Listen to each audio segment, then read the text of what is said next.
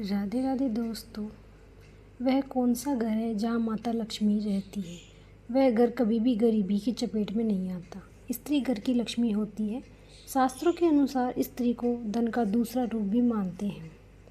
आइए हम जानते हैं कि रोज़ सुबह जल्दी खाना बनाने वाली स्त्रियों का घर कैसा होता है। आपको एक वीडियो के जरिए समझाएं। एक गांव था। गांव में एक रमेश नाम का व्यक्ति रहता था। रमेश बहुत ही होशियार और हुनरमंद कुंभकार था, जो कि मिट्टी से सुंदर सुंदर बर्तन, खिलौने और अन्य चीज़ें बनाता था। ये लोग देखकर हैरान रह जाते थे कि उसकी बनी हुई चीज़ों को खरीदने के लिए लोग दूर दूर से आते थे। इस प्रकार अपनी कला से वह अच्छा खासा पैसा कमा लेता था। उसने अपने लिए एक बड़ा सा घर और अन्य सुख सुविधाओं की वस्तुएं भी जुटा ली थी।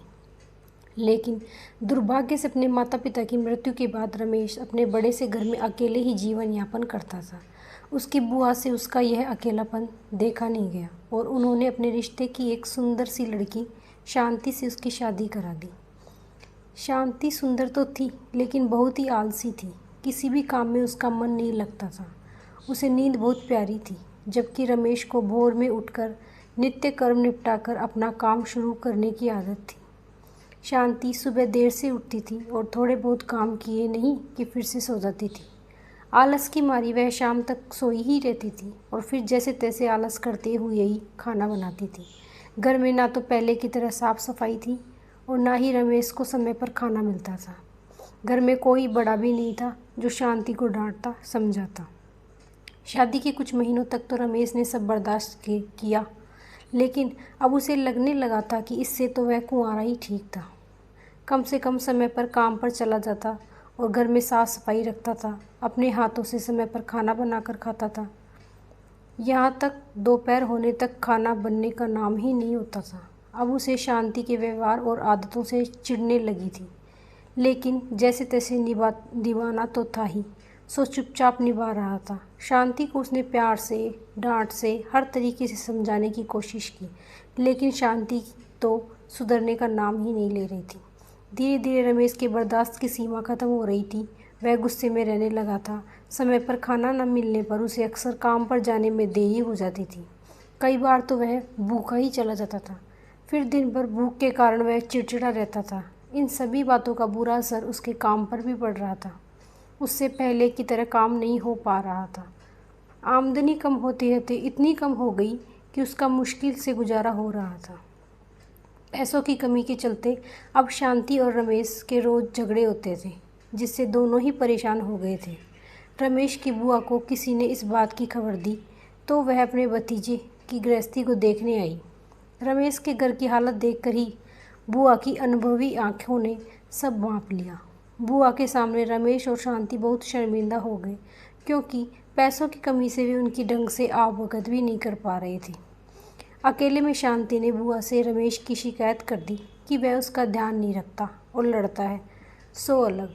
बुआ ने शांति की बात को ध्यान से सुना, हालांकि वह जानती थी कि गलती किसकी है। उन्होंने शांति को सही राह दिखाने की सोच ली। दूसरे ही दिन बुआ ने आराम से सो रही शांति को भोर में जगा दिया और उसे घर की साफ सफाई करने के लिए कहा। बुआ की डांट के डर से शांति बेमन से उठी और काम पर लग गई। बुआ ने भी शांति की मदद की, जिससे घर चमचमा उठा। अब बुआ ने शांति को जल्दी से नहा धोकर तैयार होने के लिए कहा। शांति उनकी इस बात को भी मना नहीं कर पाई और जल्दी से नहाकर आ गई। अब बुआ ने उसे भोग बनाकर भगवान की पूजा करने के लिए कहा। शांति ने ऐसा ही किया। उसने चमचमाते हुए घर में भोग और धूप दीप की सुगंध फैल गई तो अपने आप ही घर का वातावरण प्रसन्न हो गया। पूजा करने के बाद अब शांति को भी बहुत अच्छा लग रहा था। उसका सारा आलस पल भर में ही छूमंतर हो गया। वह प्रसन्न मन से जल्दी से खाना बनाने की तैयारी में जुट गई। रमेश के जागने से पहले ही उसने घर में जो था उससे ही अच्छा खाना बना लिया। नित्य समय पर रमेश उठा तो घर की रौनक देखकर बहुत खुश हो गया। उसने भी जल्दी जल्दी नहाया और भगवान की पूजा की। रसोई से आ रही खाने की महक से उसने सोई हुई भूख जाग गई। जब शांति के चेहरे पर मुस्कुराहट लिए उसके सामने आई तो वह शांति के बदले व्यवहार से हैरान रह गया। उसने बुआ की तरफ देखा तो वह भी मुस्कुरा दी। रमेश सब समझ गया। उसने बहुत तसल्ली से खाना खाया और शांति को बड़े ही प्यार से देखा। रमेश की नज़रों में अपने लिए प्यार देखकर शांति को भी बहुत समझ में आ गया। उस दिन शादी के बाद पहली बार रमेश भरे पेट घर से खाना खाकर निकला था। अच्छे खाने के असर से दिन भर उसका काम में मन भी लगा रहा, जिससे उसकी दिन की अच्छी कमाई भी हुई। शाम को वह खुशी से घर लौटा। शांति को अब अपनी गलती का एहसास हो गया था। अब वह जैसे बुआ बताकर गई थी वैसा ही करती। सुबह जल्दी उठकर खाना बनाती। रमेश भी अपने काम पर भूखा नहीं गया। समय पर खाना खाने से उसका चिड़चिड़ापन दूर हो गया और वह पहले की तरह काम पर ध्यान देने लगा। उनके घर में फिर से सुख समृद्धि लौट आई। तो देखा दोस्तों आपने, केवल सुबह जल्दी खाना बन जाए तो उससे कितना फ़ायदा हो सकता है। इसलिए दोस्तों कहा जाता है कि रसोई घर में ही परिवार का भाग्य तय होता है।